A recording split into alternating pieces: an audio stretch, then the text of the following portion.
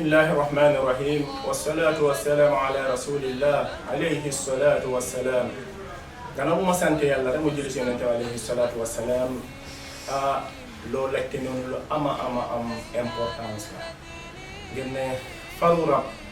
sonal na àddina bi sonal na askan bi te tamit nekk na mbir bi nga xam ne doo dem hôpital ba gaay wax la ne yaa ngi am feebar jooju appareil mënut koo gis foog nga doon spécialiste bu baax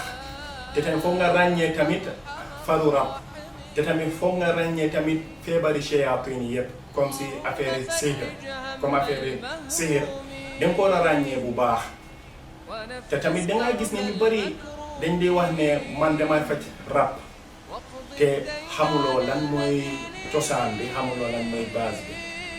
foofu tamit dama lay expliquer bépp mbir loo jàngut doo si mun a doon sëriñam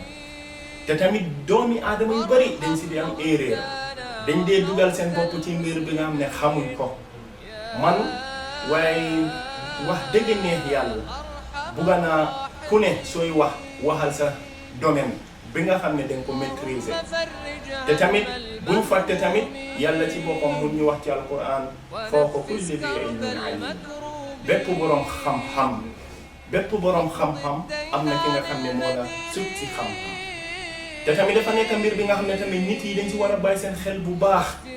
ngir yaa ngay jëflante ci beneen mbindeef bi nga xam ne mbindeef yi yàlla la te mbindeef joojee dafa ñëw pour sonal doomi aadama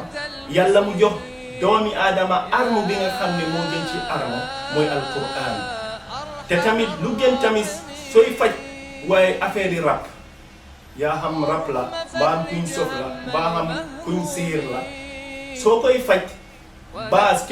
ki nga xam ne wax na la ne day faj lii te faju la si alquran ak sunna wallahi daf lay wax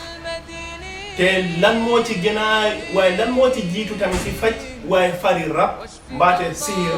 ak affaire yi sof nii lan moo si jiitu mooy al ixlaas mooy lan sellal jëf bi lillah sellal jëf bi tamit nga xam ne yow dangay sabablu ash-shafi huwa Allah nga sellal jëf bi nga xam ne yow dangay topp asbaab yi ngi ne yàlla moo ci alquran fattabiul asbaab toppaleen sabab yi waaye ash-shafi huwa Allah yàlla rek moo nekk ki nga xam ne moom mooy